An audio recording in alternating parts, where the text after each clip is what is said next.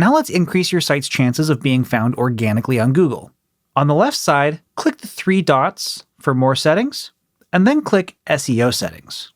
Use the AI SEO assistant by clicking Generate New SEO Info, and you'll get an auto-generated page description.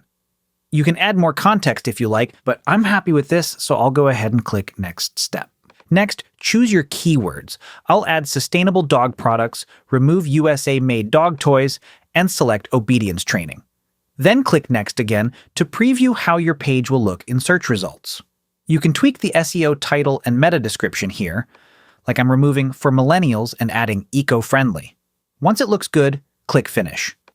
And just like that, the SEO for the training page has been updated. Below that, you'll see suggestions for improving your SEO. To fine-tune the SEO title, I'll update the focus keyword to obedience training, since this is the training page and not a dog toys page.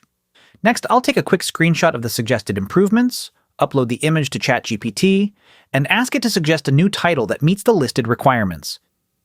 It gives several options, so I'll go with one that fits best for this page. Finally, I'll update the page URL to include the full focus word obedience training, not just the word training. You can repeat this process for each page.